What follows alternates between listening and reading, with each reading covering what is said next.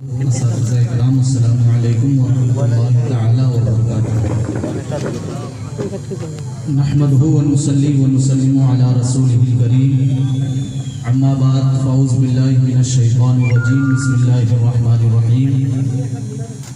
یا ایہا الذین آمنوا اتقوا اللہ وکونوا مع الصادقین صدق اللہ مولانا العظیم وبلغنا رسولہ النبی الامین المتین الکریم ونحن على ذلك لمن الشاهدين والشاكرين والآمنين والحمد لله رب العالمین غوث اعظم و بنے بے سر و سادہ قبلہ دی مدد کعبہ و گرداب بلا افتاد کشتی ضعیفان سکسترات پستی بحق خواجہ عثمان ہارون مدد کن یا معین الدین چشتی قادری امنا رہے یا غوث اعظم می زنم زمز شیخ احمد رضا خان قطب عالم می زنم اور یا رسول اللہ تیری سرکار میں لاتا ہے رضا اس کو شفیع یا رسول اللہ تیری سرکار میں لاتا ہے رضا اس کو شفیع جو میرا غوث ہے اور لاڈلا بیٹا تیرا جو میرا غوث ہے اور لاڈلا بیٹا تیرا حضرات محترم آج کی یہ محفل پاک جس میں ہم اور آپ حاضری کی سعادتیں حاصل کر رہے ہیں یہ محفل پاک منسوب ہے سید الاولیاء غوث الاغواث قطب الاقطاب سیدنا شیخ عبد القادر جیلانی سرکار غوث العظم دستگیر روشن ضمیر رضی اللہ تبارک و تعالی عنہ کے نام سے غوث اعظم کی بارگاہ میں عقیدتوں کا خراج پیش کرنے کے لیے اساتذہ کرام کی موجودگی میں چند منٹ کے لیے آپ کے سامنے حاضر آئے ہیں قرآن کریم کی آیت مبارکہ کی تلاوت کی ہے رب کی بارگاہ میں دعا کر لیتے ہیں مولا کریم اس آیت کریمہ کے متعلق ہمیں حق بولنے آپ کو حق سننے اور اس پر عمل کی توفیق رفیق عطا فرمائے آمین اللہ پاک نے اولیاء کرام کی شان کو اپنے محبوب صلی اللہ تبارک و تعالی علیہ وسلم کے صدقہ طفیل بہت بلند فرمایا ہے اللہ پاک نے قرآن کریم میں متعدد مقامات پر اللہ تبارک و تعالی نے اولیاء کرام کی شان کو بیان فرمایا اللہ پاک ارشاد فرماتا ہے ان اولیاءہ الا المتقون کہیں اللہ پاک نے ارشاد فرمایا یا ایھا الذین آمنوا اتقوا اللہ وکونوا مع الصادقین اللہ پاک ارشاد فرماتا ہے الا ان اولیاء اللہ لا خوف علیہم ولا هم يحزنون متعدد مقامات پر اللہ تبارک و تعالی نے اولیاء کرام کی شان کو بیان فرمایا ہے اور اولیاء کرام کو اللہ تبارک و تعالی نے مقام رفیع عطا فرمایا ہے بہت بلند مرتبہ عطا فرمایا ہے انہی اولیاء کرام میں اللہ تبارک و تعالی کے ایک مقدس اور مقرب بندے جن کو ہم اور آپ سرکار غوث العظم کے نام سے جانتے اور پہچانتے ہیں اللہ پاک نے میرے غوث اعظم کی شان کو کتنا بلند فرمایا ہے کیا شان عطا فرمائی ہے غوث پاک کو اللہ پاک نے کیا مرتبہ عطا فرمایا ہے اعلیٰ حضرت کی زبانی آپ حضرات سماعت فرمائیں میرے اعلیٰ حضرت ارشاد فرماتے ہیں وہاں کیا مرتبہ ہے غوث ہے بالا تیرا سبحان اللہ وہاں کیا مرتبہ ہے غوث ہے بالا تیرا اونچے اونچوں کے سروں سے ہے قدم اعلیٰ تیرا اندازہ لگائیے یہ کون تعریف کر رہا ہے یہ کس نے غوث اعظم کے مقام کو بتایا ہے یہ کوئی اور نہیں ہے بلکہ یہ مجدد اعظم ہم سنیوں کے امام نے جو ہے غوث اعظم کے مقام کو بتایا ہے اور اس انداز میں غوث اعظم کے مقام کو میرے امام نے جو ہے بیان فرمایا ہے آپ جب اندازہ آپ جب دیکھیں گے یوں تو اپنے انداز میں ہر کسی نے غوث اعظم کی شان کو بیان کیا ہے ہر کسی نے غوث اعظم کے مقام کو بیان کیا ہے بہت سے اولیاء کرام نے غوث اعظم کے مرتبے کو بیان کیا ہے لیکن جو ہے میرے اعلیٰ حضرت نے جو غوث اعظم کی شان کو جس انداز سے بیان کیا ہے ہم دور دور تک نظر ڈالتے ہیں اور تو کوئی ایسا بندہ ہے غوث اعظم نظر نہیں آتا ہے جس نے اس انداز میں غوث اعظم کی شان کو بیان کیا ہے میرے امام پکار اٹھے وہ کیا مرتبہ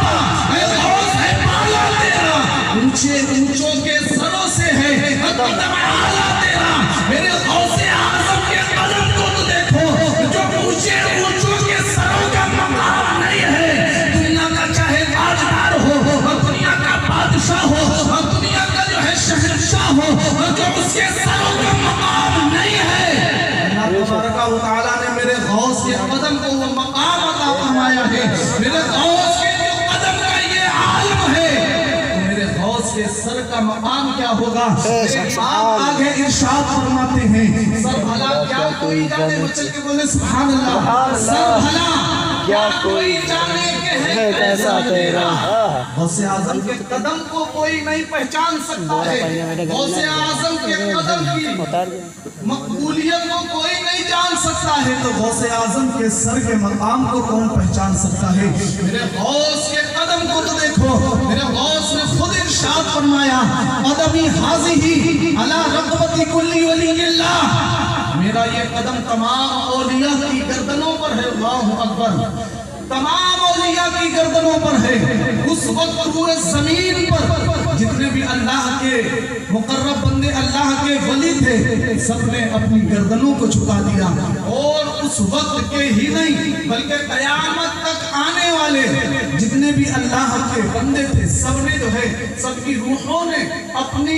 اپنی گردنوں کو جھکا دیا۔ میرے غوث کے قدم کا مقام بہت بلند و بالا ہے، سر بھلا کیا کوئی جانے کہ ہے کیسا تیرا۔ اولیاء ملتے ہیں آنکھیں، وہ ہے تلوہ تیرا، اولیاء ملتے ہیں آنکھیں اپنے وقت کا، چاہے غوث اعظم کو اللہ پاک نے وہ اختیار عطا فرمایا ہے، وہ طاقت عطا فرمائی ہے، میرے غوث جسے چاہے ولی بنا دے، جس سے چاہے ولایت کو چھین لے، یہ مقام کسی اور کو رب نے نہیں عطا فرمایا ہے۔ اگر کسی کو یہ مقام دیا ہے، میرے غوث اعظم کو اللہ نے یہ مقام عطا فرمایا ہے۔ غوث اعظم خود ارشاد فرماتے ہیں، قطبیت، غوثیت اور ابدالیت کے لباس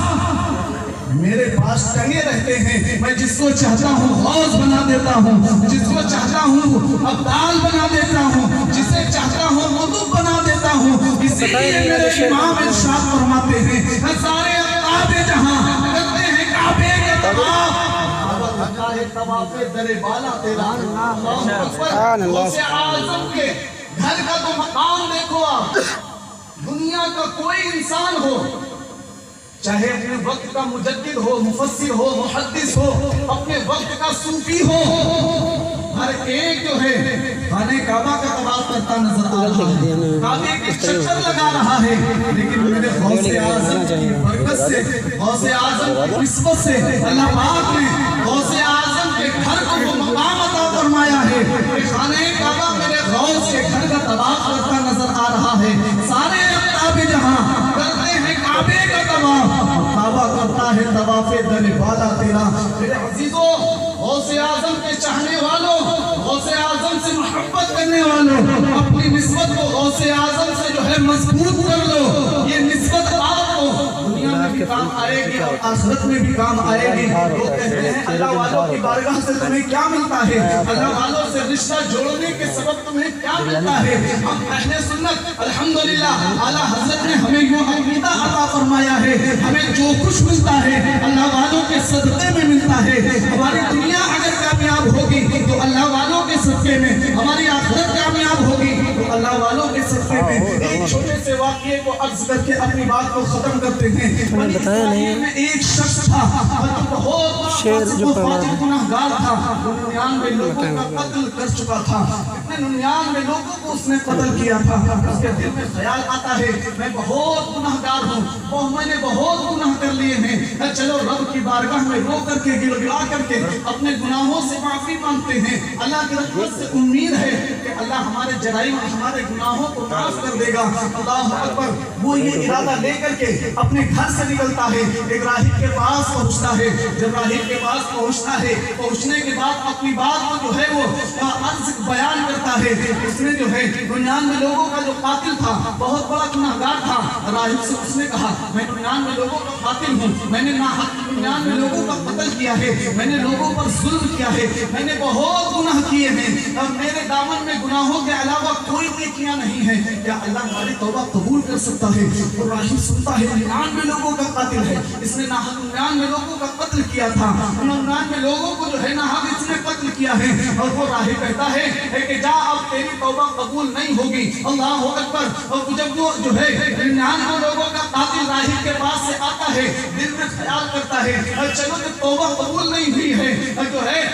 پورے 100 پورے کر لیتے ہیں. اس نے جو ہے 100 کی گنتی پوری کی. پھر اللہ کی بارگاہ میں اس نے لو لگائی کچھ دن کے بعد کہ چلو جو ہے اللہ والوں کی بارگاہ میں چلتے ہیں, اپنے گناہوں کی جو ہے اللہ والوں کے وسیلے سے رب کی بارگاہ میں توبہ کرتے ہیں, رب کی بارگاہ میں رو کر کے گڑ گڑا کر کے اپنے جرائم کی جو ہے معافی مانگتے ہیں. اللہ اکبر. اور وہ جو ہے یہ ارادہ لے کر کے ایک جو ہے راہب کے پاس پہنچتا ہے. وہ راہب سے اپنی پوری بات کو جو ہے بیان کرتا ہے. اور راہب کہتا ہے جا اور فلاں جو ہے بستی میں چلا جا, وہاں اللہ والے رہتے ہیں, ان کے وسیلے سے تو رب کی بارگاہ میں توبہ کرے گا, اللہ تیری توبہ کو قبول فرما لے گا. اللہ اکبر. وہ اس ارادے سے اللہ والوں کی بستی کی طرف چلتا ہے. جیسے ہی اس نے اپنے قدم اللہ والوں کی بستی کی طرف بڑھائے ہیں, اس کی روح جو ہے پرواز کر جاتی ہے, اس کا انتقال ہو جاتا ہے. اللہ اکبر. حدیث پاک کا مفہوم آپ کے سامنے بیان کر رہا ہوں. اس کی روح جو ہے پرواز کر جاتی ہے, اس کا انتقال ہو جاتا ہے.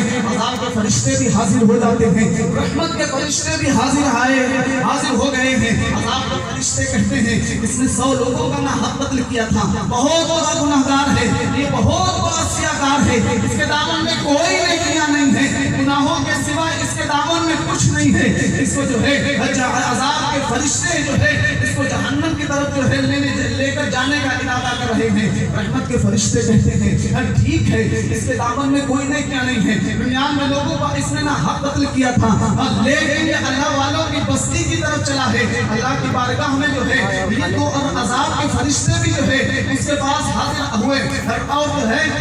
عذاب کے اور رحمت کے فرشتے بھی اس کے پاس حاضر ہوئے. دونوں جو ہے اس کو لے جانے کا ارادہ کر رہے ہیں. رب کی بارگاہ سے ندا آتی ہے, اے میرے فرشتوں زمین کو ناپ لیا جائے, اگر یہ اللہ والوں کی بستی سے قریب ہے تو رحمت کے فرشتے اس کو لے جائیں, اگر اللہ والوں کی بستی سے دور ہے تو عذاب کے فرشتے اس کو لے جائیں. ابھی جب وہ چلا تھا, چند قدم ہی بڑھا تھا, وہ اس جگہ سے زیادہ قریب تھا جہاں سے وہ چلا تھا, اور اللہ والوں کی بستی سے دور تھا, لیکن اللہ والوں کی برکت سے, اللہ والوں کی بارگاہ میں حاضری کی نیت سے وہ نکلا تھا. اس کی برکت سے اللہ پاک نے جو ہے زمین کو حکم دیا, اے زمین سمٹ جا, تو اللہ والوں کی بستی سے قریب ہو جا, جہاں سے تو وہ چلا تھا وہاں سے دور ہو جا. اللہ زمین کو حکم دیتا ہے, زمین سمٹ جاتی ہے, زمین ناپی جاتی ہے, تو اللہ والوں کی بستی سے قریب نکلتی ہے. رحمت کے فرشتے اس کو لے کر کے جو ہے چلے جاتے ہیں. میں عرض کرنا چاہتا ہوں, لوگ کہتے ہیں اللہ والوں کی بارگاہ میں حاضری دینے سے, اللہ والوں سے نسبتیں جوڑنے سے تمہیں فائدہ کیا ہوتا ہے؟ آپ نے دیکھا جو اتنا بڑا گناہگار تھا, 100 لوگوں کا قاتل تھا, بہت بڑا فاسق و فاجر تھا, جب وہ اللہ والوں کی بارگاہ میں حاضری کی غرض سے نکلتا ہے تو اللہ پاک ایسا فضل فرماتا ہے, ایسا فضل فرماتا ہے کہ اس کے سارے گناہوں کو معاف فرما دیتا ہے. الحمدللہ ہم جو ہے اولیاء کرام کے ماننے والے ہیں, اولیاء کرام سے محبتیں کرنے والے ہیں, اور غوث اعظم کے شیدائی ہیں, اور غوث اعظم کے دیوانے ہیں. اگر ہم جو ہے غوث اعظم سے سچی پکی محبت کریں گے تو غوث اعظم ضرور دنیا میں ہماری مدد فرماتے ہوئے نظر آئیں گے, اور آخرت میں ہماری جو ہے مدد فرمائیں گے انشاءاللہ. اللہ کی بارگاہ میں دعا ہے مولا کریم ہم سب کو فیضان غوث الاعظم سے مالا مال فرمائیں. وما علینا الا البلاغ. السلام علیکم ورحمۃ اللہ وبرکاتہ.